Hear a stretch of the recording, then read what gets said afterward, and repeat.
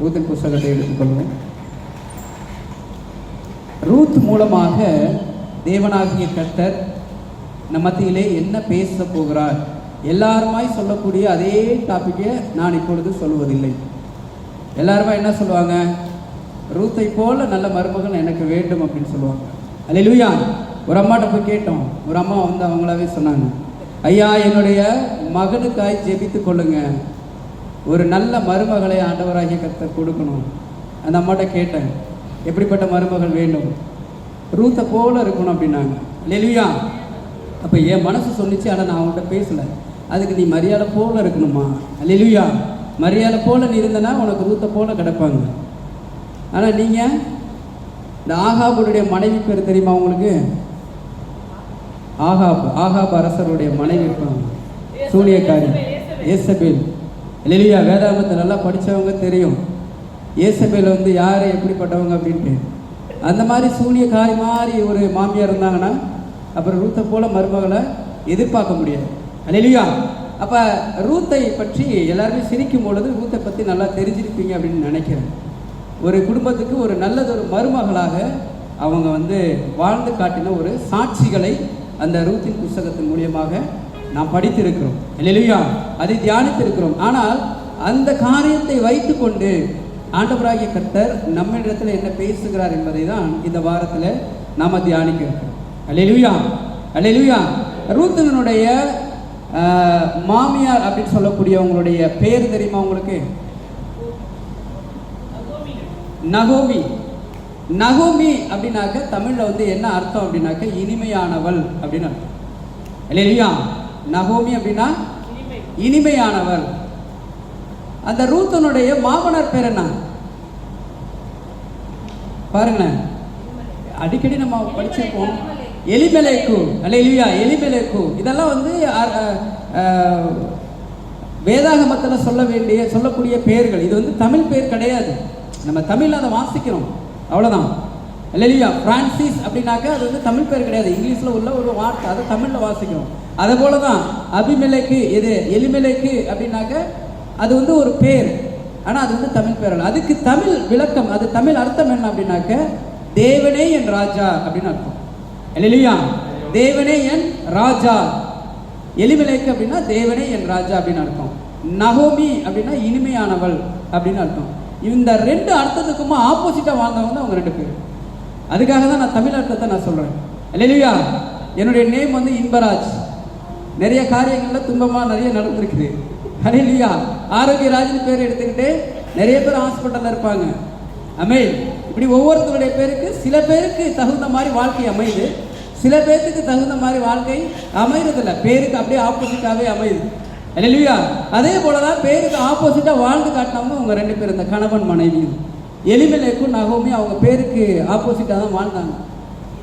தேவனே என் ராஜா அப்படின்னு பேரை வச்சுக்கிட்டு என்ன பண்ணுறாரு, பெத்லெஹேமில் இந்த வாழ்ந்த இந்த தம்பதிகள் ஆண்டவராகிய கர்த்தர் கொடுத்த அந்த தேசத்தை விட்டு, அந்த வீட்டை விட்டு, அந்த தேவனை விட்டு இன்னொரு தேவனை வணங்கி கொண்டிருக்கக்கூடிய தேசத்திற்கு குடிபெயர்ந்து போனாங்க. அல்லேலூயா. அல்லேலூயா. ஆனால் இவர் பேர் வந்து என்ன அர்த்தம்? தேவனே என் ராஜான்னு துதிச்சுட்டு இருக்கிறாரு.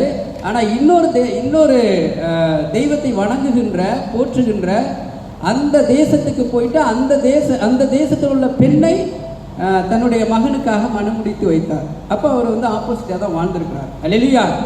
இனிமையானவள் அப்படின்னு சொல்லப்படும் பொழுது ரொம்ப எப்பொழுதுமே இனிமையாக இருக்கணும். ஆனால் நல்லது கிடைக்கும் பொழுது மட்டும் ஆண்டவரை உயர்த்திட்டு தீமை வந்த பிறகு ஆண்டவரை துன்பமாய் பார்க்கறது. அப்போ இனிமையாகவே அந்த அம்மா வாழலை. அல்லேலூயா. அப்போ அப்படிப்பட்ட ஒரு வாழ்க்கை ரெண்டு பேருமே வாழ்ந்து தேவனுக்கு எதிராய் காரியத்தை செய்தார்கள். நானும் அதிகமாக இந்த இடத்துல நம்ம கடந்த 6 மாதங்களாக தியானித்து கொண்டிருக்கக்கூடிய ஒரே ஒரு காரியத்தை மாத்திரம் அதிகமாக நம்ம தியானிச்சிருக்கோம். அதிகமாக நான் சொல்லியிருக்கிறேன். என்ன ஒரு காரியம் ஞாபகமாக இருக்கா? இப்போ ஜனவரியிலேருந்து நம்ம ஜூன் மாதம் வரைக்கும் நான் அதை நான் மறக்கணும்னு நினைக்கிறேன். பட் அது வந்துக்கிட்டே இருக்கு. என்ன காரியத்தை குறித்து நம்ம அதிகமாக தியானிச்சிருக்கோம்? ஆட்களை பற்றி இல்லை, ஒரு காரியம் தேவனாகிய கர்த்தர் இந்த சபைக்கு கொடுத்துக்கிட்டே இருக்கிறார். அது நானும் வந்து எவ்வளவோ கட்டுப்படுத்துகிறேன்னு நினைக்கிறேன். உருவ வழிபாடு. அல்லேலூயா. உருவ வழிபாடை குறித்து அதிகமாக நம்ம பேசிக்கிட்டு இருக்கிறோம். சாலமோனை குறித்து பேசும்போது ஏன் சாலமோன் வந்து இவ்வளோ பெரிய தவறுகள் பண்ணார், உருவ வழிபாடுக்கு அவர் இடம் கொடுத்தார். ஆண்டவராகிய கர்த்தரை துதிக்காம இன்னொரு தெய்வத்தை துதிக்கிறது, இன்னொரு தெய்வத்துக்கு செலவு வச்சு வணங்குறது. அல்லேலூயா. இப்படி ஒவ்வொரு காரியங்களும் நடந்ததுனால தான் நிறைய பேருடைய வாழ்க்கை, ராஜாக்கள் எல்லாம் மாற்றப்பட்டார்கள். 1 ராஜாக்கள் 2 ராஜாக்கள்லாம் நீங்கள் படிக்கும் பொழுது நிறைய ராஜாக்கள் மாற்றப்படுறாங்க. காரணம் என்னன்னா, அவங்க ஆர்வத்தில் நல்ல உத்தமனாக இருப்பாங்க, திடீர்னு கர்த்தரை மறந்து இன்னொரு தெய்வத்தை துதிப்பாங்க, வணங்குவாங்க. அதுக்கு ஒரு ஆறுதலாக இருக்கக்கூடிய ராஜாக்கள்லாம் இருந்ததுனால தான் நிறைய ராஜாக்கள் மாற்றப்பட்டார்கள். தெளிவாக நீங்கள் படிக்கும் பொழுது தெரியும். அல்லேலூயா. அப்படிதான் இந்த ரூத்தினுடைய புஸ்தகத்தில் சில காலத்தில் என்ன நடக்குது அப்படின்னாக்க, இந்த கணவன் மனைவியுமாக எலிமெலேக்கும் நகோமியும் வராங்க. வந்தவுடனே குடும்பமாக மோவாப் தேசம் அப்படிங்கிற ஒரு தேசத்துக்கு வந்தாங்க. எங்கேருந்து வராங்க? பெத்லகேமிலிருந்து. அவங்களுடைய சொந்த ஊர் எது? எல்லாரும் நல்லா கவனிக்கணும். எலிமெலேக்கு நகோமி அப்படிங்கிற அந்த 2 தம்பதியினுடைய சொந்த ஊர் பெத்லகேம். அவங்க எங்கே வராங்க? மோவாபு தேசத்துக்கு வராங்க. அந்த மோவாபு தேசம் எப்படிப்பட்ட தேசம் அப்படிங்கிறத முதல்ல தெரியணும் நமக்கு. இல்லையா? அப்போ பெத்லகேம் எப்படிப்பட்ட தேசம்? ஆண்டவராக இயேசு கிறிஸ்து பிறந்த தேசம். அப்போ ஒரு பரிசுத்தமான ஒரு தேசமாக இருக்கும். இல்லையா? எல்லாருக்குமே தெரிந்த ஒரு தேசமாக இருக்கும். அதே போல் இந்திய தேசம் எல்லாருக்குமே தெரியும், அரபு தேசம் எல்லாத்துக்கும் தெரியும். அதே போல் மோவாபு தேசத்தினுடைய காரணம் என்ன? நிறைய பேருக்கு இதை புரிஞ்சுக்கணும். ஏன் ரூத்தினுடைய ஹஸ்பண்ட் இறந்தார்? ஏன் இந்த நகோமிக்கு 2 பிள்ளைகள்? சரி, இதை பார்க்கறதுக்கு முன்னாடி ஒரு சின்னதான ஒரு வரலாறு நம்ம படிக்கணும். இந்த எலிமெலேக்கும் நகோமியும் 2 பேரும் எங்கே வராங்கன்னா, பஞ்சம் அதிகமாக இருந்ததுனால, பெத்லகேம் தேசத்தில் பஞ்சம் அதிகமாக இருந்ததுனால அவங்க மோவாபு தேசத்துக்கு வராங்க. மோவாபு தேசத்துக்கு வந்த பிறகு என்ன பண்ணுறாங்க? மோவாபு தேசத்தில் உள்ள பெண்களை தன்னுடைய மகன்களுக்கு திருமணம் முடிச்சு வைக்கிறாங்க. அல்லேலூயா. 2 மகன்களுக்கும் மோவாபு தேசத்து பெண்களை திருமணம் முடிச்சு வைக்கிறாங்க. திருமணம் பண்ண பிறகு சில ஆண்டுகள் போன பிறகு என்ன பண்ணுறாங்க? அந்த 2 மகன்களுமே இறக்கக்கூடிய நிலைமைக்கு வந்துருச்சு. அதுக்கப்புறம் கணவனை இழக்கிறாங்க. அந்த அம்மா நகோமி தன்னுடைய கணவனை இழக்கிறாங்க.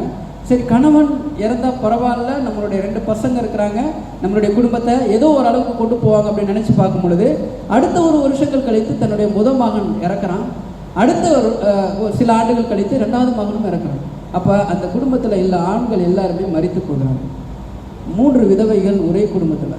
அல்லேலூயா. எந்த குடும்பத்திலும் நடக்காத ஒரு காரியம். அப்போ அவங்களுடைய இருதயம் எப்படி இருந்து யோசிப்பாங்க? உலகத்தார் அந்த குடும்பத்தை எப்படி பார்த்துருப்பாங்க? உலகத்தார் அந்த பெண்களை எப்படியெல்லாம் பேசுவாங்க? எல்லாருக்குமே தெரியும். அது தமிழ் மரபுல, இந்திய தேசத்தில் தமிழர்கள் நம்ம சொல்லவே தேவையில்லை. அல்லேலூயா. அப்படிப்பட்ட ஒரு வாழ்க்கை வாழ்ந்தாங்க. தன்னுடைய சொந்த கணவனை அந்த அம்மா இழந்துருச்சு, தன்னுடைய சொந்த 2 மகன்களை இழந்துருச்சு. இப்போ 2 மருமகள்கள் இருக்கிறாங்க, அந்த அம்மா மாமியார் இருக்கிறாங்க, 3 பேரும் தான் அந்த வீட்டில் இருக்கிறாங்க. இப்படியே காலம் நடந்து கொண்டே போகிறது. என்ன பண்ணுறதுன்னே தெரியல. அப்போ அந்த நகோமி சொல்கிறாங்க, 2 பேரையும் கூப்பிட்டு, 2 மருமகளையும் கூப்பிட்டு சொல்கிறாங்க, எம்மா, இனிமேல் என்கிட்ட உங்களுக்கு திருமணம் பண்ணி வைக்கிறது எனக்கு எந்த ஆம்பளையும் இல்லை. இனிமேலும் நான் ஒரு திருமணம் பண்ணி அதுக்கு ஒரு ஆண் குழந்தை பிறந்த அந்த ஆண் குழந்தைய நான் உங்களுக்கு திருமணம் பண்ணக்கூடிய சூழ்நிலையில் உலகம் ஏற்றுக்காது. அதனால் நீங்கள் உங்களுடைய தாய் வீட்டுக்கே போங்க அப்படின்னு சொல்லி அவங்க கேட்கும் பொழுது, அந்த ஒரு மருமகள் அதை ஏற்றுக்கொண்டு தாய் வீட்டுக்கு போயிடுறாங்க. ஆனால் 2வது மருமகளான அந்த ரூத் என்ற ஒரு பெண், நான் போக முடியாது அப்படின்னு சொல்லி, நீங்கள் எங்கெல்லாம் போகிறீங்களோ அந்த இடத்துக்கு வருவீங்க, நீங்கள் யார் கூட பேசுகிறீங்களோ அவங்க இடத்துல பேசுகிறேன். கடைசியாக ஒரு வார்த்தை விட்டுருப்பாங்க, நீங்கள் யாரை வணங்குறீங்களோ அந்த தெய்வத்தை நான் வணங்குறேன். அல்லேலூயா. எல்லாரும் உற்சாகமாக சொல்லுவோமா? அல்லேலூயா. நல்லா கவனிக்கலாம். இது ஒரு சின்ன வரலாறுனா உண்மை சரித்திரம். இந்த சரித்திரத்தை இப்போ நம்ம புரிஞ்சுக்கிட்டோம். இதுக்கப்புறம் நம்ம ஏன் அந்த 3 ஆண்களையும் ஆண்டவராகிய கர்த்தர் உயிரோடு எடுத்துக்கொண்டார், ஏன் மரிச்சாங்க, காரணம் என்ன அப்படிங்கிறத தான் நம்ம இப்போ வாசிக்க போகிறோம். அப்போ ஆண்டவருக்கு பிடிக்காத ஒரே ஒரு காரியம் என்னென்னா, எதையே வேண்டுமானாலும் அவர் ஏற்றுக்குவார், எந்த பாவத்தை வேண்டுமானாலும் மன்னிச்சிடுவார். நம்மளாம் அதிகமாக தியானிச்சிருக்கிறதா தான் மிக ஒரு மன்னிக்க முடியாத ஒரு பாவம்னா விபச்சாரம். அல்லேலூயா. ஆனால் அதையிலும் காட்டிலும் முதலாவது தலையாய பாவம் என்னன்னா, கர்த்தரை விட்டுட்டு இன்னொரு தெய்வத்தை வணங்கு, இன்னொரு உருவத்தை செய்து கொண்டு அதை வழிபட்டு அதை இழுத்து கொண்டு ஊராய் செல்லுவது. இது கர்த்தருக்கு ரொம்ப ரொம்ப அருவருக்கத்தக்கது. இது எல்லாருமே நம்ம ஆதிகாமத்திலேருந்து தொடர்ச்சியாக வாசிச்சுக்கிட்டே வந்தோம், படித்திருக்கிறோம். அல்லேலூயா. அப்போ ஏன் இந்த காரியத்தை நான் தெளிவாக சொல்லுகிறேன் என்றால், இந்த குடும்பமானது பெத்லகேம் தேசத்திலிருந்து மோவாபு தேசத்துக்கு வரும் பொழுது, அந்த மோவாபு தேசத்தில் கர்த்தரை துதிக்காம அந்நிய தெய்வத்தை வணங்கக்கூடிய தேசம்.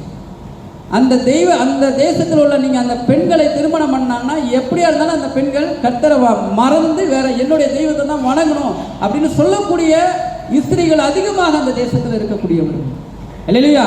அப்ப அந்த தேசத்துக்கு போனதுனால ஒருவேளை அந்த கடவுளை அவங்க வணங்கினதுனால வரலாற்று ஆசிரியர்கள் என்ன கூறாங்கன்னா, ஏன் தேவனாகிய கர்த்தர் அந்த 3 பேரையுமே எடுத்தார் அப்படின்னாக்க, அப்ப தெய்வத்தை மறந்து இன்னொரு தெய்வத்தை ஏற்றுக்கொண்டார். அல்லேலூயா. தேவனாகிய பிள்ளைகளாகிய இருக்கக்கூடிய நாம் எல்லாருமே உங்க இருதயத்தில் தெரிஞ்சுக்கணும். தேவனை ஏற்றுக்கொண்ட பிள்ளைகள், ஞானஸ்நானம் எடுத்த பிள்ளைகள், தேவன் தான் எனக்கு உண்மையுள்ள தெய்வம் அப்படின்னு சொல்லி உணர்ந்த பிள்ளைகள், மறுபடியும் நம்ம மீண்டும் பழைய நிலைமைக்கு போனோம் அப்படின்னாக்க கண்டிப்பாக தேவனாகிய கர்த்தர் மிகப்பெரிய மறக்காத ஒரு காரியத்தை செய்வார். அல்லேலூயா. இந்த மாதிரியான ஒரு சம்பவம் கண்டிப்பாக ஏற்படும். அதனால தேவனை தெரிந்து கொண்ட பிள்ளைகள் தயவு செய்து அனுதினமும் வேதாகமத்தை படித்து கொண்ட பிள்ளைகள், ஞானஸ்நானம் எடுத்த பிள்ளைகள் ஒரு காலத்திலையும் உருவ வழிபாடு எங்கே இருக்குதோ அங்கே போகக்கூடாது. அல்லேலூயா. அதை படைக்கக்கூடிய பொருளை சாப்பிடக்கூடாது. சில மதங்கள் இருக்கு, நான் வெளிப்படையாக சொல்லலை, அவங்க கரெக்டாக அதை ஃபாலோ பண்ணுறாங்க. அல்லேலூயா. என் தெய்வம் இதுதான் சொல்லுது அப்படின்னா அதை நான் செய்வேன் அப்படின்னு சொல்லி நிறைய பேர் அதை ஃபாலோ பண்ணுறாங்க. ஆனால் நம்மளுடைய கிறிஸ்தவத்தில் அது கொஞ்சம் கம்மியாக இருக்குது. அது தேவனை ஏற்றுக்கொண்டவர்கள் இல்லை, நிறைய பேர் மீண்டும் அந்த காரியத்தை செய்து கொண்டிருக்கிறார்கள். அது அருவருக்கத்தக்கது. அப்படி செஞ்சதுனால தான் இந்த குடும்பத்தில் உள்ள எல்லா ஆண்களையும் ஆண்டவராகிய கர்த்தர் எடுத்துக்கொண்டார். அல்லேலூயா. ஒரே குடும்பத்தில் 3 விதவைகள் இருக்கிறாங்க. அப்படிப்பட்ட ஒரு சூழலை தள்ளப்படுறாங்க. அப்ப அந்த மோவாபு தேசம் எப்படிப்பட்டது? அந்த தேசத்துக்கு போன உடனே எதுக்கு இந்த ஆண்கள் எல்லாம் மறிக்கப்படுகிறார்கள்? அப்ப அந்த மோவாபு தேசத்துல என்ன நடந்தது அதை நாம் தியானிக்க போறோம். வாசிப்போம். 1 ராஜாக்கள் புத்தகம் 11வது அதிகாரம் 1-2 வரை நாம் எடுத்து வாசிப்போம். எடுத்தவங்க கடகடன்னு வாசிங்க, நேரம் ரொம்ப கம்மியா இருக்கு. நம்ம நிறைய காரியத்தை குறித்து நம்ம இன்னைக்கு தியானிக்க போறோம். 11வது அதிகாரம் 1-2. ராஜாவாகிய சாலமோன்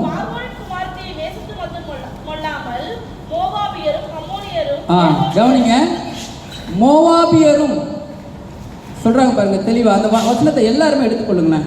1 ராஜாக்கள் 441 எல்லாரும் எடுத்துக்கொள்ளுங்க. அதுல 11வது அதிகாரம் 1-2 மாத்திரம் எடுத்து யாராவது சத்தமா வாசிங்களேன். ராஜாவாகிய சாலமோன் பார்வோனின் குமாரத்தியை நேசித்ததும் அல்லாமல், ஏன்னா முத அவங்க யாரை திருமணம் பண்றாராம்? எகிப்து தேசத்தில் உள்ள பார்வோனின் மகளை முதல்ல அந்த சாலமோன் திருமணம் பண்றாரு. ஏன் திருமணம் பண்றாருங்கிறத நான் முன்னாடியே சொன்னேன். ஏன்னா சாலமோன் எல்லா இடத்துலையும் சமாதானத்தை விரும்பக்கூடிய ஒரு மனுஷன். அதிகமா சாலமோன் ஆளக்கூடிய தேசத்தை அதிகமா போர்க்கூடியது யார் அப்படின்னா எகிப்து தேசத்துக்காரங்க தான் அடிக்கடி சண்டைக்கு வருவாங்க. அப்ப அவனை சமாதானமாக்கணும்னா அவன் வீட்டு பொண்ணை திருமணம் பண்ணா மாமனார் ஆயிரம் வரமாட்டான். அல்லேலூயா. இதை நம்ம முன்னாடியே நம்ம தியானிச்சோம். ஏன்னா அவனுக்கு சண்டை போடுறது வேணாம், தேவனுக்கு முன்பதாக எல்லாரும் சமாதானமா இருக்கணும் அப்படிங்கிறது அவன் உறுதியா இருக்கான். அதனாலதான் தேவனே இவன் கையால தான் எனக்கு ஆலயத்தை கட்டணும்னு சொல்லியிருக்கிறார். அல்லேலூயா. இது நாம் தியானிச்சோம். அப்ப முதல்ல அவன் யாரை திருமணம் பண்றான்? பார்வோனின் குமாரத்தியை நேசித்ததும் அல்லாமல் மோவாபியரும், கவனிங்க, மோவாபியரும் அதான் மோவாபு தேசத்துல உள்ளவங்க. 2வது அம்மோனியரும் ஏதோமியரும் சீதோனியரும் ஏத்தியரும் ஆகிய அந்நிய ஜாதியரான அநேகம் ஸ்திரீகள் மேலும் ஆசை வைத்தான். 2வது வசனம், கர்த்தர் இஸ்ரவேல் புத்திரரை நோக்கி, நீங்கள் அவர்கள் அண்டைக்கும் அவர்கள் உங்கள் அண்டைக்கும் பிரவேசிக்கலாகாது. அல்லேலூயா. நீங்க அவங்களிடத்திலையும் அவங்க நம்மளிடத்திலையும் இஸ்ரவேல் தேசத்தில் வரவே கூடாதுன்னு ஆண்டவராகிய கர்த்தர் தெளிவா சொல்லியிருக்கிறார் சாலமோனுக்கு. ஆனா அது தெரிஞ்சும் ஆண்டவர் பேசியும் சாலமோன் என்ன பண்ணா மறுபடியும் அந்த பொண்ணுங்க மேலதான் ஆசை வச்சான். அப்ப அந்த பொண்ணுங்க மேல ஆசை வச்சு அந்த பொண்ணுங்களை ஆசை வைக்கிறது இல்லாம திருமணம் பண்ணதுனால என்ன நடந்துச்சா, அவர்கள் நிச்சயமாய் தங்கள் தேவர்களை பின்பற்றும்படி உங்கள் இருதயத்தை சாயம் பண்ணுவார்கள் என்று சொல்லி இருந்தார். சாலமோன் அவர்கள் மேல் ஆசை வைத்து அவர்களோடு ஐக்கியமா இருந்தான். அப்ப அந்த மனைவிகளை நீ திருமணம் பண்ணனா அந்த மனைவிகள் ஏன் தெய்வத்தை தான் நீ வணங்கணும்னு சொல்லி ஏதாவது ஒரு வகையில மனைவிகளுடைய எண்ணங்களே அப்படி தானே இருக்கும். அல்லேலூயா. ஒரு விதத்துல நல்லதா இருக்கும், சில இடத்துல என்ன பண்ணா அவங்களுடைய எண்ணங்களை நிறைவேற்ற பார்ப்பாங்க. அதான் ரொம்ப முக்கியம். திருமணத்தை திருமணம் பண்ண உடனே அடுத்த காரியம் என்னன்னா அவங்களோட எண்ணங்களை கணவன் மூலியமா நிறைவேற்றணும். அப்ப என்ன, இந்த பெண்கள் எல்லாமே என்னுடைய தெய்வத்தை வணங்கணும்னு சொல்லி போராடுறாங்க. அதனால அந்த பொண்ணை நீ திருமணம் பண்ணாத, இல்லைன்னா நீ என்ன மறந்துடுவ அப்படின்னு தான் தேவனுடைய வாக்கு. ஆனா சாலமோன் தேவனுடைய வாக்கை மீறி அந்த தேசத்து பெண்களை எல்லாத்தையும் திருமணம் பண்றான். அதுல அந்த மோவாபு தேசம். அல்லேலூயா. இதனால தான் அந்த ரூத்தினுடைய வீட்டில் 3 பேர் அந்த அந்த 3 கணவன்மார்களும் இறந்ததற்கு காரணம். ஏன்னா மோவாப் தேசத்து பெண்களை திருமணம் பண்ணிட்டாங்க. அடுத்து இன்னும் ஒரு வசனத்தை வாசிப்போம். என்னாகம புஸ்தகம் 25. என்னாகம புஸ்தகம் 25 1 5 வரை எடுத்து வாசிப்போம். என்னாகம புஸ்தகம் 25 1 5. இஸ்ரவேல் சீதேமிலே தங்கியிருக்கையில் சீதேமிலே தங்கியிருக்கையில் ஜனங்கள் மோவாபின் குமாரத்திகளோடு நல்லா கவனிங்க, ஜனங்கள் மோவாபியருடைய குமாரத்திகளோடு வேசித்தனம் பண்ண தொடங்கினார்கள். தங்கள் தேவர்களுக்கு இட்ட பலிகளை விருந்துண்ணும்படி ஜனங்களை அழைத்தார்கள். அல்லேலூயா. போதும் பிரதர். இப்ப பாருங்க, அந்த தேசத்துக்கு போனது, அதாவது இஸ்ரவேல் மக்கள் வந்து என்ன பண்றாங்க, ஒவ்வொரு தேசமா வராங்க. கானான் தேசத்துக்கு வரத்துக்குள்ள நிறைய தேசத்துக்கு அவங்க கடந்து வரக்கூடிய சூழ்நிலை. ஒவ்வொரு தேசத்துக்கு வரும்போது மோவாப் தேசத்துக்கு வந்த உடனே சில இஸ்ரவேல் மக்கள் என்ன பண்றான், மோவாபியருடைய பெண்கள் இடத்துல விபச்சாரம் பண்ண ஆரம்பிக்கிறான். அப்படி விபச்சாரம் பண்றது இல்லாம அந்த பெண்கள் வந்து என்னென்ன செய்ய சொல்றாங்களோ அது எல்லாத்தையும் செய்யறாங்க. இந்த பாருங்க, நான் இந்த உருவத்தை வணங்கிட்டேன், இந்த இதை நீங்க சாப்பிடுங்க, இந்த படைப்புகள் நீங்க சாப்பிடுங்க அப்படின்னு சொல்லி கொடுக்குறாங்க. அப்ப அதெல்லாம் சாப்பிட்டு மறுபடியும் அந்த அந்த தெய்வத்தை வணங்குங்க அப்படிங்கிற வணங்க ஆரம்பிச்சுறாங்க. அதுக்கு என்ன தண்டனை தேவன் கொடுத்தாரு பாருங்க, 3வது வசனத்துல இருக்கு தெளிவாக.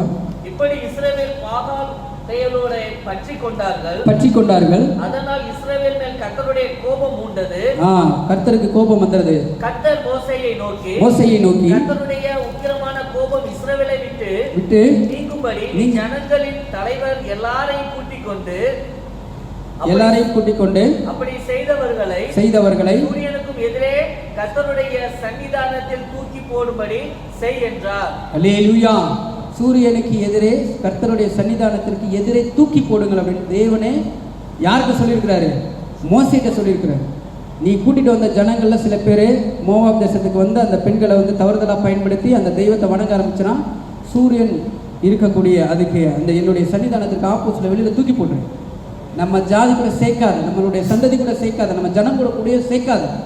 அப்ப தேவன் எல்லா இடத்துல நீங்க படிச்சு பார்க்கும்போது நிறைய இடத்துல தேவன் வந்து நிறைய தண்டனை கொடுக்குறாரு. ஒவ்வொரு மக்களுக்கும் தண்டனை கொடுக்குறாரு. அதாவது அவருடைய பேச்சை மீறதை காட்டிலும் முக்கியமான காரியம், இதை வணங்கினான், இந்த உருவத்தை வணங்கினான், அந்த சாப்பாட்டை சாப்பிட்டான், நீ அந்த இடத்துல போய் நின்னா, அவங்களுக்கு சம்மதிச்சா, எதுவாக இருந்தாலும் தேவனை ஏற்றுக்கொண்ட பிள்ளைகள் நம்ம ஞானமாக அதில் இருக்கணும். இல்லையா? அதில் ரொம்ப ஞானமாக இருக்கணும். நீங்கள் தேவனை ஏற்றுக்கொண்ட இடத்துல அதை போய் சொல்லணும். அப்படி ஏற்றுக்கிட்டு நீங்கள் என்ன பண்ணுவாங்க, மனுஷ மக்களை பார்த்து நான் அதை வணங்குறேன் பிரதர் அப்படிமா, அதுதான் ரொம்ப தப்பு. இல்லை பிரதர், நான் வீட்டில் நான் ஒரு ஆள் மட்டும்தான் ரட்சிக்கப்பட்டுட்டேன், எங்கள் அம்மா சொன்னாங்க, எங்கள் அப்பா சொன்னாங்க, அதனால் நான் போய் அந்த இடத்துல நிற்கிறேன், அதனால் நான் அந்த இடத்துல போய் நான் வணங்குறேன், அதனால் அதை நான் தூக்குறேன் அப்படின்னாக்க கர்த்தர் கண்டிப்பாக இருக்கும். இல்லையா? இன்னும் தெளிவாக சொல்லிடுங்க, என்னால் அது முடியாது, நான் தேவனுடைய பிள்ளை, நான் தேவனால் தெரிந்து கொள்ளப்பட்ட பிள்ளை, நான் என்னால் முடியாது அப்படின்னு சொல்லி தெளிவாக சொல்லணும். அதான் ரொம்ப முக்கியம். அப்படி தெளிவாக சொன்னவருடைய வாழ்க்கையெல்லாம் வேதாகமத்தில் ரொம்ப உயர்த்தப்பட்டிருக்கு. இல்லையா? உதாரணத்துக்கு தானியேல் இப்போ உங்களுக்கு ஞாபகத்துக்கு வரணும். எப்பேற்பட்ட சூழலையும் சரி, ராஜா என்ன பண்றானா, ஒரு மிகப்பெரிய தன்னுடைய சிலையை மிகப்பெரிய சிலையை ஆக்கி அந்த சிலையை நீ வணங்கு அப்படின்னு சொல்றாங்க. தானியேல் முடியாதுங்கிறாரு, நோ அப்படிங்கிறாரு. டேய், நீ வணங்கல அப்படின்னாக்க உன்னை நெருப்பை தூக்கி போட்டுருவேன், அதுக்கும் நோ சொல்றாரு. நெருப்பை தூக்கி போடுறான், ஆனா ஆண்டவராய் கர்த்தர் தூக்கி விடுறாரு. இல்லையா? ஒவ்வொரு இடத்துலையும் தானியேலை போல நம்ம இருக்கணும். இந்த மாதிரி சமாச்சாரத்தில் தானியேலை போல நம்ம தெளிவா ஸ்டெடியா இருக்கணும். அதான் ரொம்ப முக்கியம். இல்லையா? அப்ப அந்த மோவாப் தேசத்துல இதுதான் காரணம். அப்ப அந்த குடும்பம் அந்த மோவாப் தேசத்துக்கு வருது.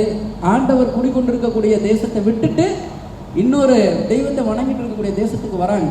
வர்றது முக்கியம் கிடையாது, எல்லாருமே வருவாங்க போவாங்க, சம்பாதிக்கிறதுக்காக வரலாம் போகலாம். ஆனா அங்க இருக்கக்கூடிய காரியங்களை நீ பின்பற்றுவது தவறு. இல்லையா? எல்லாருமே வேற வேற தேசத்துக்கு வேலைக்கு போறோம். ஏன்னா நீ வணங்கக்கூடிய தேசத்திலே சம்பாதிக்க முடியுமா? முடியாது. சில பேர் இடம்பெயர்ந்து போறாங்க, தவறு இல்லை.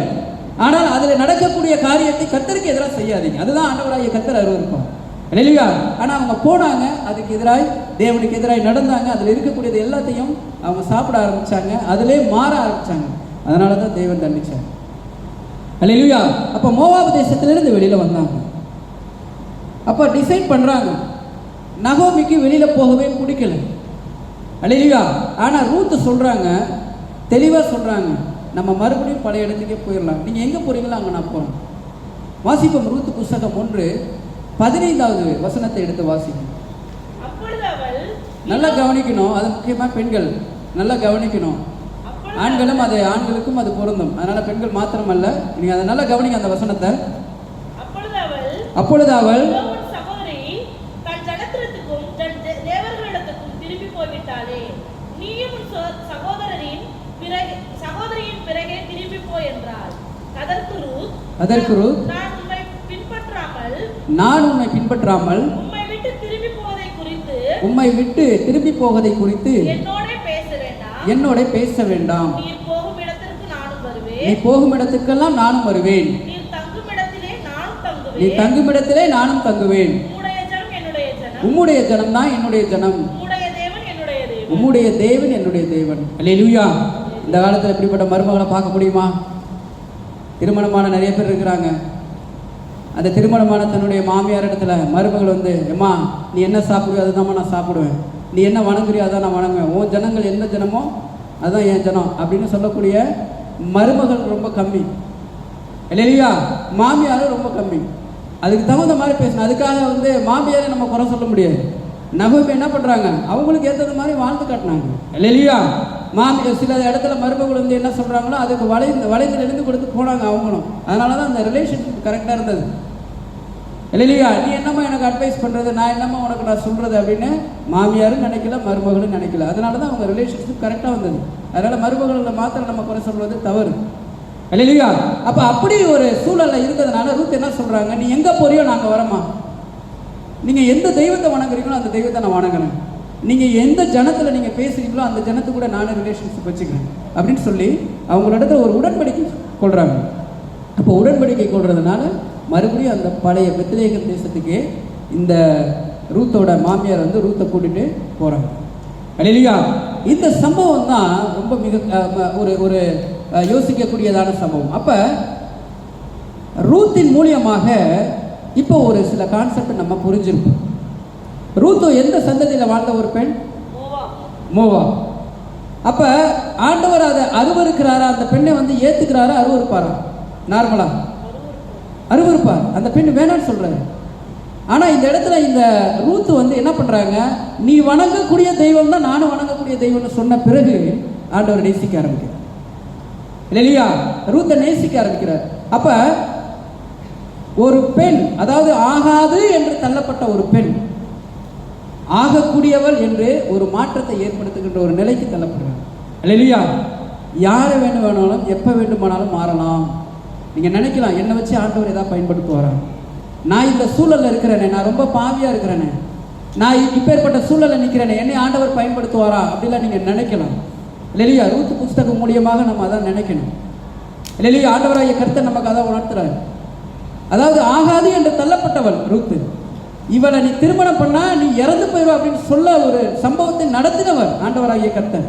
அப்படிப்பட்ட ஒரு பெண்ணை வச்சு தான் அவர் என்ன பண்ணுறாரு, அந்த பெண் மூலியமாக வரக்கூடிய சந்ததி கடைசியில் யார் பிறக்கிறாங்க? ரூத்து சந்ததியிலிருந்து ஒரு தெய்வம் பிறக்கிறாரு. யார் அவர்? இல்லைங்க, தெரியலையா? ஏசப்பா பிறக்கிறாரு. ஏசப்பாவுடைய அவங்க அப்படியே சந்ததி போயிட்டு இருந்துச்சு அப்படின்னாக்க கடைசியில் யார்? ரூத்தெல்லாம் வருவாங்க. அந்த ரூத்தோட சந்ததியில் பிறக்கிறவர் தான் ஆண்டவராக இயேசு கிறிஸ்து. தெரியுதா? மத்தேயு 1வது அதிகாரம் நினைக்கிறேன், வாசிப்போம். மத்தேயு 1வது அதிகாரம் 1வது வசனத்திலே அது இருக்கும்.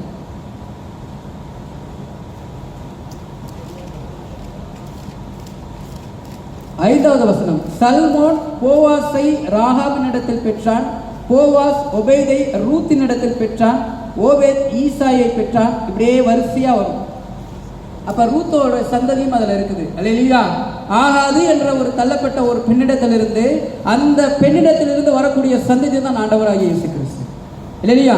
நீ நீ மோவாப் தேசத்துல எந்த பெண்ணை திருமணம் பண்ணாலும் நீ அழிஞ்சே போயிடும் சொல்லக்கூடிய ஒரு சூழல்ல இருந்த ஒரு பெண்ணை ஆண்டவராகிய கர்த்தர் உயர்த்தி வைக்கிறார். யாரை உயர்த்தி வைக்கிறார்? ஒரு தெய்வமே பிறக்கக்கூடிய ஒரு சந்ததிக்கு தாயாக அந்த இடத்துல உயர்த்தி வைத்திருக்கிறார். இல்லையா? அப்ப நாமெல்லாம் ஏமாத்துறோம்.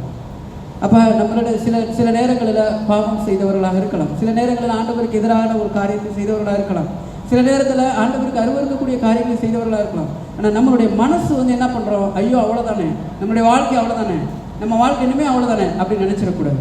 இந்த சூழலிலையும் ஆண்டவராகிய கர்த்தர் உங்களை உயர்த்தி ஒரு இடத்துல வைப்பார் அப்படிங்கிற ஒரு விசுவாசம் தேவை. ஒரு அல்லேலூயா சொல்லுவோமா? அல்லேலூயா, அல்லேலூயா. இதுதான் தேவனாகிய கர்த்தர் செய்ய வேண்டியது. அதே போல 2 மருமகள்ல ஒரு மருமகள் என்ன பண்றாங்க, போயிடுறாங்க, மறுபடியும் பழைய வாழ்க்கையை நோக்கியே ஓடுறாங்க. உன்னுடைய வாழ்க்கையில் அது மாதிரி தான் நடக்கும். பக்கத்திலே இருந்து கொண்டு 2 பேர் 3 பேர் 4 பேரா இருப்பாங்க.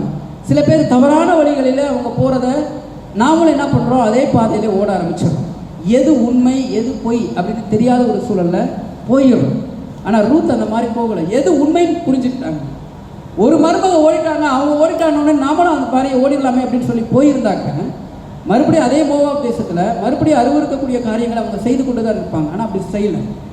அப்ப இன்னொருத்தரை கண்டு அவங்களும் மாறல, எது உண்மை என்று புரிந்து கொண்டார்கள். நம்முடைய வாழ்க்கையில் அதான் முக்கியம். எது உண்மை? ஆண்டவராகிய கர்த்தர் தான் உண்மை. சர்ச்சைக்கு வர்றது தான் உண்மை. வேதாகமத்தை தினந்தோறும் படிக்கிறது தான் உண்மை. சில பேர் தவறுதெல்லாம் அவங்கள்ட்ட போதிக்கலாம். சில பேர் நேரத்தை வேற வகையில் நீங்க கொண்டு போங்க அப்படின்னு சொல்லலாம். சில பேர் இதுதான் வாழ்க்கை. என்ன, நிறைய பேர் சொல்றது அதுதான். பாவம் செய்து கொண்டிருக்கக்கூடிய சில இளைஞர்களுடைய வாயிலிருந்து வரக்கூடியது அதுதான். வாழ்றது சந்தோஷத்துக்காக தான், எல்லாருமே அனுபவிச்சுட்டு போயிடலாமே. பாவம் செய்யறதுக்கு அப்படி தான் தூண்டுவான் மனுஷன். முதல்ல சின்ன வயசுல ஒரு மனுஷன் செய்யக்கூடிய ஃபர்ஸ்ட் பாவம் எது?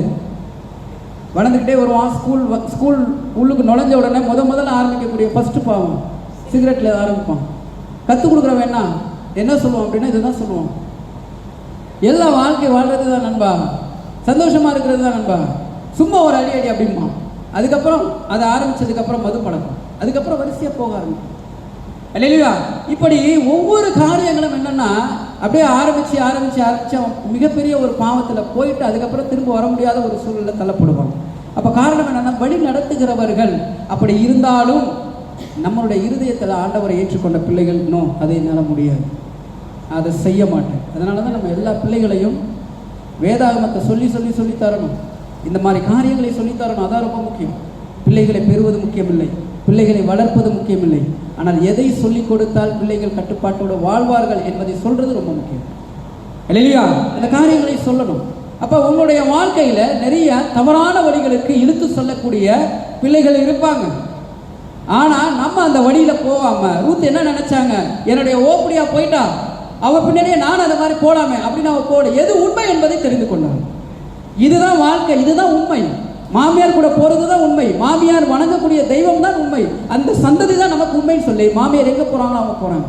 அப்போ உங்களுடைய வாழ்க்கையில உண்மையை நாம எது ஒரு நமக்கு எது சரியான ஒரு பாதை அப்படிங்கிறத டிசைட் பண்ணணும். 2வது காரியம் இல்லையா? முதல் காரியம், நம்மளை எப்பேற்பட்ட சூழலையும் நம்ம கவலைப்படாமல் ஆண்டவர் நம்மளை எடுத்து பயன்படுத்துகிற ஒரு விசுவாசம் ஒன்று வேணும். 2வது காரியம், எது உண்மை என்பதை நீங்கள் வாழ்க்கையில் புரிஞ்சுக்கணும். சர்ச்சுக்கு வர்றது தான் உண்மை, அதுதான் உண்மை, நம்ம தெய்வம் அதுதான் உண்மை அப்படின்னு நீங்கள் புரிஞ்சுக்கணும். அதுக்கப்புறம் எப்பேற்பட்ட சூழல் வந்தாலும் அது மாறக்கூடாது. இல்லையா? அதுதான் ரொம்ப முக்கியம். நல்லதோ கெட்டதோ ஒரு காரியத்தை நீங்கள் எடுக்க ஆரம்பிச்சிட்டிங்கன்னா அதுக்கப்புறம் எவ்வளோ தடைகள் வந்தாலும் அந்த காரியம் முடிகிற வரைக்கும் போகும். அது அனுபவமே உங்களுக்கு கற்றுத்தரும். அதான் ரொம்ப முக்கியம். இல்லையா? யோசேப்பு அதான் பண்ணார். யோசேப்புடைய காரியத்தில் யோசேப்பு பல வருஷங்கள் கழிச்சு தான் அவருக்கு அரியணை கிடைக்கும். ஆனால் அந்த அரியணை கிடைக்கிறது வரைக்கும் பல வகையான போராட்டம், ஒவ்வொரு அது கொடூரமான போராட்டம். ஆண்டவர் என்ற இருக்கிறாரா இல்லையா, அவர் ஏன் அந்த மாதிரி எனக்கு மிகப்பெரிய காரியத்தை செய்வேன்னு சொன்னாரு, ஆனால் நடந்திருக்கக்கூடிய சம்பவத்தெல்லாம் பார்த்தா எனக்கு அது நடக்காத போல இருக்குது அப்படின்னு எத்தனையோ இடத்துல நினைச்சிருக்கலாம். அவன் எத்தனையோ இடத்துல தடமாறி இருக்கலாம். இல்லையா? இப்படி ஒவ்வொருவராக நம்முடைய வாழ்க்கையில் தடமாறதுக்கு முக்கிய காரணம் அதுதான். ஒரு காரியத்தை தொடங்கிட்டோம்னா அதில் வரக்கூடிய துன்பங்கள், அதற்கு வரக்கூடிய தடைகள், அதற்கு வரக்கூடிய சோதனை இதெல்லாம் கண்டு பயந்து போய் மறுபடியும் அதை விட்டு நம்ம ஓடுறப்பாரு, அதுதான் மிகப்பெரிய தோல்வி. இல்லையா? கடைசியில் போய் தோல்வி அடைந்தா கூட பரவாயில்ல, ஆனால் தோல்வி வந்துடுமேன்னு சொல்லி பயந்து கொண்டு நம்ம ஒரு காரியத்தை தொடங்கின ஒரு பிள்ளைகள் மீண்டும் பழைய நிலைக்கு ஓடுறது தான் தவறு. இல்லையா? அந்த அம்மா அது மாதிரி செய்யல. 3வது காரியம், விதவை என்பதை மறந்து தொடர்ச்சியாக குடும்பத்தினுடைய சூழ்நிலை புரிந்து கொண்டு வாழ்ந்தவர். இல்லையா? விதவை அப்படின்னாக்க அவங்க 3 பேருமே விதவை ஆயிட்டாங்க. ஆனால் ஆண்டவராகிய கர்த்தர் தெளிவாக சொல்லியிருக்கிறாரு. இதை குறித்து நம்ம நிறைய இன்னொரு வாரங்கள் கூட நம்ம தெளிவாக பேசணும்.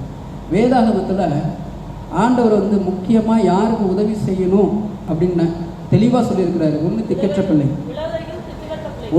பிள்ளை. திக்கற்ற பிள்ளைன்னா அப்பா அம்மா இழந்த அநாத பிள்ளைகளுக்கு நீ கண்டிப்பாக காரியத்தை செய்தியாகும் முதல்ல. 2வது காரியம் விதவைகள். அடுத்த காரியமே ஆண்டவர் சொல்லியிருப்பாரு, விதவைகளுக்கு நீ கனம் பண்ணணும், விதவைகளுக்கு நீ காரியத்தை செய்யணும். அதுதான் ரொம்ப முக்கியம். இதை ஏன் நான் காரியத்தை சொல்லுகிறேன் என்றால் நான் பின்னாடி உங்களுக்கு சொல்கிறேன். விதவியாக இருக்கிறதுக்கு ஆண்டவராகிய கர்த்தர் பல இடங்களில் பேசியிருக்கிறார். அதில் ஒரு சில இடங்களை மாத்திரம் நாம் தியானிப்போம். நம்ம வாசிப்போம். உபாகம புஸ்தகம் 26:12 எடுத்து வாசிப்போம். உபாகம புஸ்தகம் 26:12. இது எல்லாமே நீங்க புரிஞ்சுக்கணும். சும்மா ஜஸ்ட் லைக் சர்ச்சுக்கு வந்துட்டு வேதாகமத்தை படிச்சுக்கிட்டு ப்ரீச் பண்றதை கேட்டுக்கிட்டு நம்ம அப்படி வாழ்றது முக்கியம் கிடையாது. வேதாகமத்தில் என்ன தெளிவாக சொல்லப்படுது என்பதை ஆழமாக புரிந்து கொண்டு அதன் பிரகாரம் வாழணும். அதான் ரொம்ப முக்கியம். தசம பாகம் செலுத்தும் வருஷமாகிய 3ஆம் வருஷத்திலே நீ உன் வரத்தில் எல்லாம் உன்னுடைய வருமானத்தில் எல்லாம் 10 1 எடுத்து லேவியனுக்கும் பரதேசியும் திக்கற்ற பிள்ளையும் விதவையும்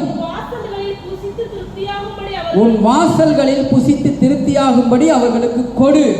இது முதல் கட்டளை. இல்லையா? சம்பாதிக்கக்கூடிய எல்லா பிள்ளைகளுக்கும் உள்ள கட்டளை. எத்தனை பாகம் செலுத்தணுமா? அதுக்கு பேர் என்ன? தசம பாகம். சில பேர் சதம பாகம் கூட கொடுக்கறது இல்லை. தசம பாகம் என்ன? 10ல் 1. சதம பாகம்னு ஒன்று இருக்கு, அது 100ல் 1. அதுவே சில பேர் கொடுக்கறது இல்லை. இல்லையா? நம்ம 10 ரூபா சம்பாதிச்சுன்னா 1 ரூபா நேரம் திக்கற்ற பிள்ளைகளுக்கு போகணும், விதவைகளுக்கு போகணும். நான் சர்ச்சுக்கு வரணும்னு நான் சொல்லவே இல்லை, தயவுசெய்து தவறெல்லாம் புரிஞ்சுக்கிறது. விதவைகளுக்கும் திக்கற்ற பிள்ளைகளுக்கும் பரதேசிக்கும் இன்னொன்னு லேவியருக்கும் வரிசையா சொல்லப்பட்டிருக்குது. லேவியர்னா அது ஆசாரியர்கள் தான் வரும். ஆக தெளிவா சொல்லப்பட்டிருக்கு. நீ என்னதான் சம்பாதிச்சாலும் நீ மற்றவங்க போய் நன்கொடைன்னு சொல்லி நண்பர்களுக்கு கொடுக்கறது, திருவிழா நடத்துறதுல போய் நன்கொடை கொடுக்கறது, இல்லையா? சில காரியங்கள் நிறைய இருக்கிறது. எல்லா காரியத்திற்கும் நீ செய்யாம முதலாவது நீ சம்பாதிச்சக்கூடிய பணத்தை கொண்டு போய் திக்கற்ற பிள்ளைகளுக்கும் அநாத பிள்ளைகளுக்கும் விதவைகளுக்கும் போய் முதல்ல கொடு அப்படிங்கிறார் ஆண்டவர் ஐயா கட்டன். இல்லையா? இன்னொரு வசனம் கூட வாசிப்போம். 27வது அதிகாரம் உபாகம புஸ்தகம் 27:19. பரதேசி திக்கற்றவன் விதவை ஆகிய இவர்களுடைய நியாயத்தை புரட்டுகிறவன் சபிக்கப்பட்டவன். இல்லையா? சபிக்கப்பட்டவன். ஒரு விதவை பெண் வந்து உன்னிடத்துல வந்து ஏதாவது ஒரு காரியத்தை வழக்காடுறாங்க, அவங்க மேல நியாயம் இருக்குன்னா அவங்களுக்கு கேட்கறதுக்கு யாரும் கிடையாது, கணவன் இல்லை, பிறந்தவன் யாரும் வரமாட்டான் அப்படின்னு சொல்லி அவங்க மத்தியில் அநியாயமா பண்ணோம் அப்படின்னா சபிக்கப்படக்கூடியவனா மாறிடும். இல்லையா? அப்பா அம்மா இல்லாத குழந்தையா இருந்தாலும் சரி, விதவையா இருந்தாலும் எல்லா இடத்துலையும் தேவனாகிய கர்த்தர் பல இடத்துல வேதாகமத்தில் சொல்லப்பட்டிருக்குது. விதவைகளை கனம் பண்ணு, விதவைகளை ஏமாத்தாத, கணவனை இழந்தவங்களுக்கு உதவி செய். இல்லையா? இதெல்லாம் நம்ம நல்லா தெளிவாக புரிந்து கொள்ள வேண்டும். அப்படி நீ பரதேசி திக்கற்றவன் விதவை ஆகிய இவர்களுடைய நியாயத்தை புரட்டுகிறவன் சபிக்கப்பட்டவன். இப்படி ஒவ்வொரு வசனம் நிறைய இருக்கு. உபாகம் 24:20, உபாகம் 24:21. இதெல்லாம் நீங்க வீட்டில் இருக்கும்போது கொண்டு போய் வாசிச்சீங்கன்னா தெளிவாக தெரியும் விதவையை எப்படி கனம் பண்ண வேண்டும் என்று. அல்லேலூயா, அல்லேலூயா. அப்ப அப்படி கனம் பண்ணுனா ஒரு ஆளு தான் யார் அப்படின்னாக்க ரூத்தனுடைய கணவன். ரூத்தனுடைய கணவன் பேர் என்ன? போவாஸ். அல்லேலூயா. போவாஸ் வந்து ரூத் என்கிற பெண் அவங்க கணவனை இழந்தவங்க அப்படின்னு அவனுக்கு தெரியுது. ஆனால் ஒரு வகையில் நான் இதை வாசிக்கும் பொழுது ரொம்ப சந்தோஷப்பட்டேன். நம்ம நாடு எந்த இடத்துல பின்னோக்கி இருக்கிறது, இந்த தேசம்னா எப்பவே முன்னோக்கி நோக்கத்தில் வந்துருச்சு. நல்லா கவனிக்கணும். நீங்கள் பழைய ஏற்பாடுலேருந்து படிச்சிங்கன்னாவே மறுமணம் தெளிவாக இந்த இடத்துல சொல்லப்பட்டிருக்கு. மிகப்பெரிய விழிப்புணர்வு. எல்லாரும் கவனிக்கணும். திருமணமான ஒரு பெண் கணவனை இழந்துட்டாங்க அப்படின்னாக்க கண்டிப்பாக உடனடியாக 2 பேருமே விருப்பப்பட்டாங்கன்னா திருமணம் பண்ணிக்க அப்படின்னு ஆண்டவரே சொல்றாங்க. இல்லையா? திருமணம் பண்றாங்க தெளிவாக. நிறைய இடத்துல யூதா குலத்தம் நினைக்கிறேன். யூதா குலத்துல மொத்தம் 3 பசங்க. அந்த 3 பசங்கள்ல முத பையனுடைய மனைவி இறந்துடுறாங்க. அதாவது மனைவியோட கணவன் இறந்துடுறாங்க. அப்ப இறந்ததுக்கு அப்புறம் என்ன பண்றாங்க, 2வது பையன் அவனுடைய தம்பி 2வது பையன் வந்து திருமணம் பண்றான். அல்லேலூயா. 2வது பையனும் இறக்குறான். 3வது பையனை திருமணம் பண்ண முடியல. அப்ப ஒவ்வொரு காரியங்களையும் பார்க்கும் பொழுது மறுமணம் என்பது தெளிவாக சொல்லப்பட்டிருக்கு. ஆனா நம்மளுடைய தேசத்துல அதில் ரொம்ப வெட்கி தளக்கூடிய நிலை. திருமணம் ஆகிறதுக்கு முன்னாடி அந்த குழந்தை ஒரு பெண் பிள்ளை அந்த வீட்டில் செல்ல பிள்ளையா இருப்பாங்க. நல்லா கவனிக்கணும். இதை நீங்க இது நல்லா உங்களுடைய அறிவை நீங்க உங்களுடைய சிந்தனை ஏற்றிக்கணும். அந்த பெண் வீட்டில் வளர்க்கப்படுறா. நல்ல ஒரு வாலிப வயசு வந்த உடனே என்ன பண்ணுறாங்க, எந்த ஒரு காரியம்னாலும் அந்த பிள்ளையோடைய அந்த பெண்ணுடைய கரத்துல தான் ஆரம்பிப்பாங்க. ஏதோ ஒரு கடை ஒரு பிஸ்னஸே ஸ்டார்ட் பண்ணுறாங்க. ஏமா நீ முதல்ல ஸ்டார்ட் பண்ணு, நீ முதல்ல கையை வச்சு நீ ஆரம்பி. ஒரு வீடு திறப்பு விழாக்கனா என்ன பண்ணுறாங்க, கத்திரிக்கோளை இருந்து கட் பண்ணணும்னா யாரு, ஏமா நீ வாமா அப்படின்னு சொல்லி ஒவ்வொரு இடத்துலையும் அந்த பெண்ணை வந்து ரொம்ப உயர் இடத்துல வைப்பாங்க. அதே பெண் திருமணம் செய்யப்படுகிறது. திருமணமாகி ஒரு மாதம் சில நடந்த சம்பவங்களை நான் சொல்றேன். திருமணமாகி ஒரு மாதத்துக்குள்ளே கணவனை இழந்துடுறாங்க. 1 மாதம் 2 மாதத்துல கணவனை இழந்ததுக்கப்புறம் மறுபடியும் அதே ஃபங்க்ஷன் வந்துச்சுன்னா அந்த அதே கரத்தை வந்து பயன்படுத்த மாட்டேன்றாங்க. மூலையில் ஒரு இடத்துல ஒதுக்கி வச்சுருவாங்க. இல்லையா? மறுபடியும் மறுமணங்கிறது கடைசி வரைக்குமே கிடையவே கிடையாது. சந்தர்ப்ப சூழல் வந்தால் உண்டு. அதுக்கப்புறம் தேசம் எல்லாம் அவனை வேறு மாதிரி பார்க்கும் அந்த பெண்ணு. அதனால தான் ஒவ்வொரு இடத்துலையும் நல்லா கவனிக்கணும். நம்மளாம் வெளியில் போயிட்டாக்கா மனைவி வந்து நச்சரிப்பாங்க, எங்கே இருக்கீங்க, எப்போ வருவீங்க. சாதாரணமான விஷயம் கிடையாது. இது நம்ம அலசி ஆராய்ச்சி பார்க்கணும். ஏன்னா மனைவி வந்து தன்னுடைய கணவன் வந்து ஒரு மிகப்பெரிய பொக்கிஷம். அந்த பொக்கிஷம் இருக்கிறது வரைக்கும் தான் அந்த மனைவிக்கு பேர்.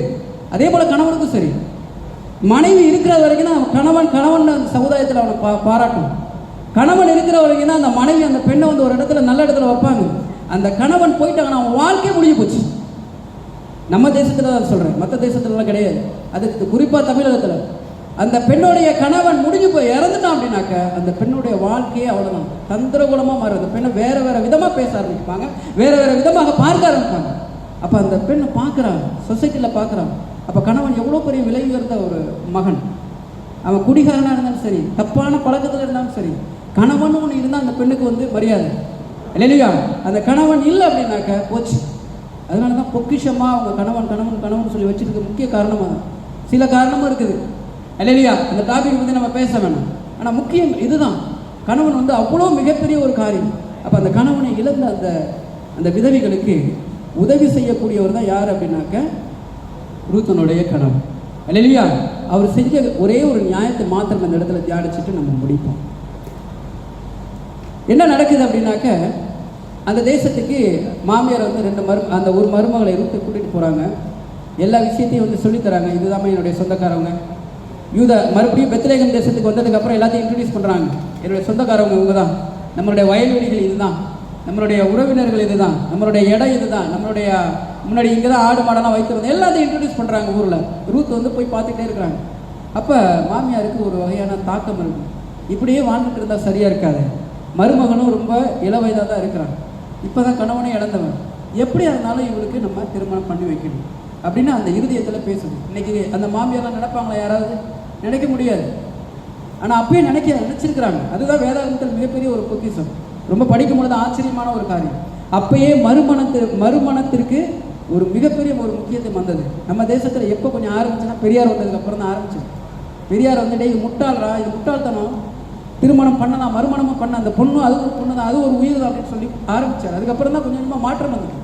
ஆனால் அதுக்கு முன்னாடியே, ஆண்டவராகிய இயேசு கிறிஸ்துவுக்கு முன்னாடியே இந்த தேசத்தில், பெத்லகேம் தேசத்தில் மிகப்பெரிய ஒரு காரியமாக அது போற்றப்பட்டது. சந்தோஷம். அப்போ என்ன பண்ணுறாங்க, அவங்களுடைய உறவினர்கள் இருக்கக்கூடிய அந்த அவருடைய கணவர் பேர் என்ன?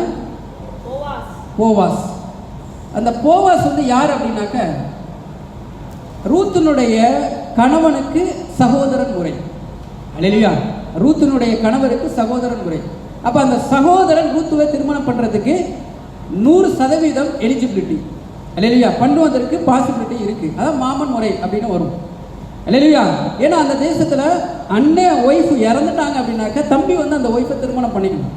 அந்த தம்பியும் இறந்துட்டான் அப்படின்னாக்க மறுபடியும் அடுத்த தம்பி அந்த பெண்ணை வந்து திருமணம் பண்ணலாம் அப்படிங்கிற ஒரு சூழல் இருக்கும் பொழுது, அப்போ தன்னுடைய கணவனுக்கு சகோதரன் உறவாக இருக்கக்கூடிய இன்னொரு உறவை வந்து திருமணம் பண்ணி வைக்கலாம்னு சொல்லி யோசிக்கிறாங்க. அப்போ யோசிக்கும் பொழுது அந்த கணவன் என்ன பண்ணுறாருன்னா, அவருக்கு முன்னாடி இன்னொரு முறை பையன் இருக்கிறாங்க. நீ முதல்ல அந்த பையனை கேட்டுட்டு அவன் இல்லைன்னா நான் வந்து திருமணம் பண்ணிக்கிறேன் அப்படின்னு சொல்கிறார். இல்லையா? இது மிகப்பெரிய ஒரு காரியம். நிறைய பேர்த்தருடைய வாழ்க்கையில் ஒரு சொத்தோ அல்லது பிடித்த ஏதோ ஒரு காரியமோ நம்ம இடத்துல வரும் பொழுது அந்த சொத்து இன்னொரு இடத்துக்கு போகக்கூடிய ஒரு சொத்தாக இருந்தாலும், ஆனால் நம்ம என்ன பண்ணுறோம்னா வலுக்கட்டாயமாக அதை வாங்கிக்கிறோம். இல்லையா? நிறைய சகோதரர்கள் அதை தவறு செய்கிறார். உதாரணத்துக்கு அண்ணன் தம்பி 3 பேர் இருக்கிறாங்க. அந்த 3 பேர்த்தில் அண்ணனுடைய சொத்தை தம்பிக்கு தான் விற்கணும்னு வச்சுக்கோங்க. ஆனால் அவன் தம்பிக்கு விற்காம பக்கத்து வீட்டுக்காரன்ட்ட போய், தம்பி எதிராளியாக இருக்கிறான்னு சொல்லி பக்கத்து வீட்டுக்காரன்ட்ட போய் விற்பான். அந்த பக்கத்து வீட்டுக்காரன் இதுதான் வாய்ப்புன்னு சொல்லி வாங்குவாங்க. அது நிறைய ஊரில் அது நடக்கும். அப்படி வாங்கக்கூடாதுங்கிறத வேதாகமத்தில் தெளிவாக சொல்லப்பட்டிருக்கு. அது சட்டம். இன்னொருத்தன் வாங்கக்கூடாது. அவனுடைய தம்பியோ அல்லது தம்பிக்கு தம்பியோ அல்லது அவனுடைய சொந்தக்காரவங்க தான் அந்த சொத்தை வாங்கணும். அவங்க முடியாது அப்படிங்கிற பட்சத்தில் தான் பக்கத்து வீட்டுக்காரன் வாங்கணும். அது சட்டமாக இயற்றப்பட்டிருக்கு. அதை தான் அந்த மனுஷன் செஞ்சாங்க. நான் உன்னை திருமணம் பண்ணிக்கிறேன், எனக்கு சம்மதம் தான். ஆனால் என்னை விட உனக்கு இன்னும் மிகப்பெரிய உறவினர் பக்கத்து உறவினர் இருக்கிறாங்க, அவங்கள்ட்ட போய் முதல்ல கேளு. அவங்க இல்லைன்னா நான் உன்னை திருமணம் பண்ணிக்கிறேன் அப்படின்னு சொல்லி அவங்க ஏற்றுக்கிறாங்க. இல்லையா? அதனால் பக்கத்தில் அந்த இன்னொரு ஆள்கிட்ட போய் கேட்குறாங்க. அவர் நான் திருமணம் பண்ண முடியாது, அந்த சொத்து எனக்கு வேணாம் அப்படின்னு சொல்கிறாங்க. அதுக்கப்புறம் இந்த மனுஷன் வந்து திருமணம் பண்ணி கொள்கிறார். இதை பண்ணி கொள்றதுனால மாத்திரமல்ல, அந்த விதவையை அந்த மனுஷன் ஏற்றுக்கொள்ளுகிறார். அதுதான் முக்கியம் நடந்தது. இல்லையா? அந்த பெண் இன்னொருடைய மனைவி எப்படி வேணாலும் கெட்டு போயிருக்கலாம், எப்படி வேணாலும் தவறுதலாக இருந்திருக்கலாம் அப்படின்னு அவன் யோசிக்கல. அவன் மறுமணம் கொடுக்கிறான். ஆண்டவருடைய கட்டளையை மீறாமல் அந்த கட்டளையை சரியான விதத்தில் பராமரிக்கிறான், அதை ஏற்றுக்கொள்ளுகிறான். இல்லையா? அப்படி இருக்கிறதுனால தான் அந்த மனுஷனுக்கும் ரூத்துக்கும் பிறக்கக்கூடிய சந்ததியில் இருந்து தான் ஆண்டவராகிய கர்த்தர் பிறக்கிறார். இல்லையா? இதுதான் நம்மளுடைய வாழ்க்கையில் நம்ம ஏற்றுக்கொள்ள வேண்டும். எப்படி ஏற்றுக்கொள்ளணும்னா, விதவையை அனுசரிக்கக்கூடிய ஒரு மகனாக இருக்கணும், திக்கற்ற பிள்ளையை ஏற்றுக்கொள்ளக்கூடிய ஒரு மகனாக இருக்கணும். நம்முடைய வாழ்க்கையில் ரூத்துவை போல ஒதுக்கப்பட்ட ஒரு பிள்ளையாக இருந்தாலும், நம்மளுடைய வாழ்க்கையில் அந்த மாதிரி சூழல் இருந்தாலும் மனசை தைரியமாக வைத்துக்கொண்டு ஏதாவது ஒரு சூழலில் ஆண்டவராகிய கர்த்தர் நம்மளை உயர்த்துவார். நம்ம இன்னைக்கு உயர்த்தலாம், நம்ம சந்ததி மூலியமாக கண்டிப்பாக நம்ம சந்ததியை உயர்த்துவார். அப்படிங்கிற ஒரு திடகாத்திரமான இருதயம் நம்முடைய விசுவாசிகள் ஒவ்வொருவருக்கும் வேண்டும். அல்லேலூயா. ரெண்டாவது, நம்ம பக்கத்தில் இருக்கிறவங்க தவறான ஒரு பாதையில் போனால் அந்த வழியில் போகாமல் எது உண்மை, எது நிரந்தரம், எது தெய்வம் அப்படிங்கிறத பிடித்து கொண்டு அதை நோக்கி ஓடணும். அல்லேலூயா. பின்னாடி திரும்பி ஓடக்கூடாது. பின்னாடி திரும்பி வேறொரு காரியத்திற்காக நாம் ஓடக்கூடாது. நம்மளோட நண்பர் அப்படி போயிட்டானே, நாமளும் அதே வழியே போயிடுவோம். இது ரொம்ப சிரமமாக இருக்கு. இல்லையா? நல்ல காரியத்தை செய்யக்கூடிய ஒவ்வொரு செயலும் சிரமமாக தான் இருக்கும். நம்ம எல்லாத்தையுமே புரிஞ்சுருக்கோம். உண்மையாக வாழணும்னா இந்த சொசைட்டியில் ரொம்ப கஷ்டம். பொய் சொல்லி வாழ்ந்தால் தான் இந்த சொசைட்டியில் உன்னை மதிப்பாங்க. ஆனால் உண்மை செய்து தான் வாழ வேண்டும்னா அது கஷ்டம்னா அந்த கஷ்டத்தை தொடர்ச்சியாக நம்ம செய்யணும். இல்லையா? அது ரொம்ப முக்கியமாக இருக்கணும். மூன்றாவது காரியம், திக்கற்ற பிள்ளைகளுக்கும் விதவையாக இருக்கிறவங்களுக்கும் கணவனை இழந்த ஒவ்வொரு பிள்ளைகளுக்காகவும் ஜெபிக்கிறது மாத்திரமல்ல, உன்னுடைய சம்பாத்தியத்தில் ஒரு பகுதியை நீங்கள் மாதந்தோறும் அவங்களுக்கு கொடுத்தே ஆகும். இது தலையாய கடமை. இல்லையா? இல்லாத பிள்ளைகளுக்கு கொண்டு போய் கொடுங்க. முக்கியமாய் விதவைகளை அனுசரியுங்க. விதவைகளுக்காக ஜெபம் செய்யுங்கள். விதவைகளுக்கு ஜெபம் செய்வதை காட்டிலும் அவர்களுக்கு கொடுத்து உதவுங்கள். அது ஆண்டவராகிய கர்த்தர் உங்கள் சந்ததியை ஆசீர்வதிப்பார். உங்களை ஆசீர்வதிப்பதோடு உங்களை சந்ததியை ஆசீர்வதிப்பார். இல்லையா? நம்ம எல்லாரும் முழங்கால் படிக்கிட்டு செபிப்போம். நம்ம எல்லாரும் முழங்கால் படிக்கிட்டு செபிப்போம். ஸ்தோத்திரம் ஆண்டவரே, நன்றியோடு துதிக்கிறோம். எல்லாரும் கண்களை மூடிக்கொண்டு, ஆண்டவரே, இந்த ரூத்தின் மூலமாக என்னுடைய வாழ்க்கையை நீங்கள் பேசுனீங்க. ரூத் நல்ல மருமகளாக இருந்தாங்க அப்படின்னு படிக்கிறத காட்டிலும், ஆண்டவராகிய கர்த்தர் ஆகாது என்று தள்ளப்பட்ட ஒரு பெண்ணை தன்னுடைய சந்ததிக்கு முதல் பெண்ணாய் மாற்றினார். அதே போல ஆகாது என்று, நான் ஆகாதவன் என்று உங்களுடைய வாழ்க்கையில் நீங்கள் நினைக்கலாம். ஆனால் ஏதாவது ஒரு இடத்துல ஆண்டவராகிய கர்த்தர் உங்களை பயன்படுத்துவார். இங்கே இருக்கக்கூடியவங்க எல்லாரும் சில ஆண்டுகள் கழித்து, சில நாட்கள் கழித்து கண்டிப்பாக ஒரு நல்ல ஒரு சூழலை ஆண்டவராகிய கர்த்தர் நிறுத்தி வைப்பார். இங்கே இருக்கக்கூடிய ஒவ்வொருடைய இருதயமும் என்ன காரியத்திற்காக இந்த தேசத்துக்கு நீங்கள் வந்தீங்களோ அந்த காரியத்தை இன்னைக்கு நிறைவேற்றலைன்னாலும் வரக்கூடிய நாட்களில் ஆண்டவராகிய கர்த்தர் நிறைவேற்றியே இருப்பார். அந்த ரூத்துடைய வாழ்க்கை மாறி போனதற்கு முக்கிய காரணம், தன்னுடைய மாமியாருக்கு அந்த பொண்ணு சொன்னது, நீ எந்த தெய்வத்தை வணங்குறியோ அதே தெய்வத்தை நானும் வணங்குறமான்னு ஏற்றுக்கிட்டாங்க. ஆண்டவரை என்னைக்கு ஏற்றுக்கொண்டார்களோ அன்றில் இருந்து அவருடைய வாழ்க்கையானது அழகாக்கப்பட்டது. ஆண்டவரை என்னைக்கு ஏற்றுக்கொண்டார்களோ அவர்களுக்கு மறுமணம் கிடைக்கப்பட்டது. அந்த மறுமணம் நல்லதொரு கணவனாக அவங்களுடைய வாழ்க்கையில கிடைக்கப்பட்டது. இரக்கம் நிறைந்தவனாக இருந்தார் அந்த கணவர். மற்றவர்களுக்கு உதவி செய்யக்கூடியவராக இருந்தார் அந்த கணவர். விதவையை ஆதரிக்கக்கூடியதாக இருந்தார் அந்த கணவர். நல்ல இருதயம் உள்ள ஒரு கணவர் அந்த வாழ்க்கையில கிடைத்தது. காரணம், உண்மையான ஆண்டவரை அந்த பெண் ஏற்றுக்கொண்டதுனால. இன்னும் நம்ம எத்தனையோ பேர் உண்மையான ஆண்டவரை ஏற்றுக்கொண்ட பிறகும் பாவம் செய்து வாழ்ந்து கொண்டிருக்கிறோம். அருமையான சகோதர சகோதரிகளை, தெரியாத ஒரு பாவத்தை விட்டுருங்க. ஆனா தெரிந்தே ஆண்டவருக்கு அருவருக்கக்கூடிய காரியத்தை நம்ம செய்து கொண்டுதான் இருக்கிறோம். சில இடத்துல மன்னிக்க முடியலன்னா மன்னிச்சு விட்டுருவோம். இறக்கமே படாமல் இருந்தீங்கன்னா இனி வரக்கூடிய நாட்களில் இறக்கப்படுங்க. கருணை இல்லாமல் இருந்தீங்கன்னா தயவு செய்து சில நாட்களில் கருணையோடு வாழ ஆரம்பிக்கும். என்னுடைய வாழ்க்கை மாறும். ஆண்டவராகிய கர்த்தர் அதை மாற்றுவார்.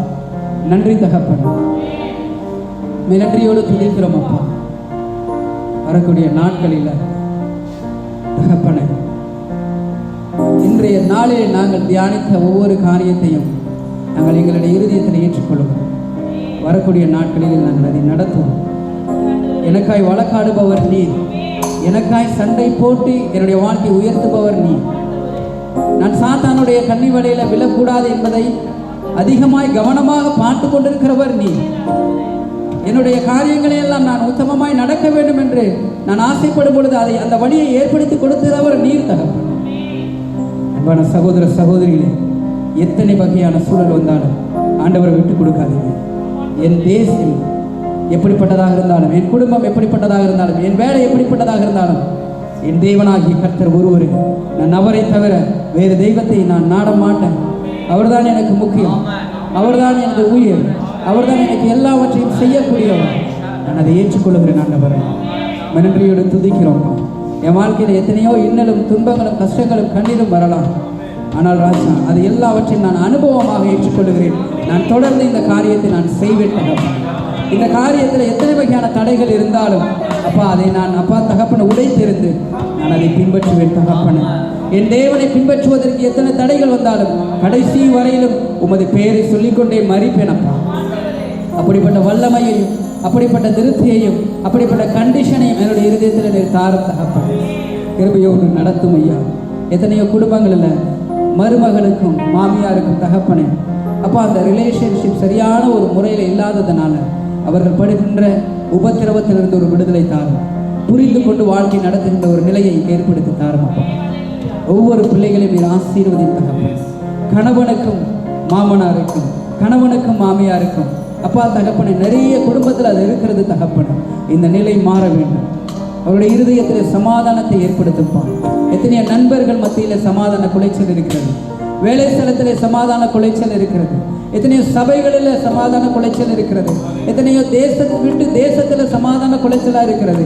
எல்லாவற்றையும் நீர் மாற்றி சமாதானத்தை நீர் ஏற்படுத்தி தாரும் ஐயா. நன்றியோடு துதிக்கிறோம். நீர் வாரும், எங்களுடைய இருதயத்தில் பேசும் தகப்பன். இன்றைய நாளை எங்களுக்கு ஏற்படுத்தி கொடுத்ததற்காக நன்றி ராஜா. வல்லமையோடு இந்த ஆராதனையில் கலந்து கொள்வதற்கு எங்களுக்கு ஸ்லாக்கியத்தை கொடுத்தீரே நன்றி. உம்மை ஏற்றுக்கொண்டதற்காக நன்றி தகப்பனே. சந்தோஷத்தையும் சமாதானத்தையும் எங்களுக்கு கொடுத்ததற்காக நன்றி ஆண்டவரே. நன்றியோடு துதிக்கிறோம் தகப்பனே. வந்த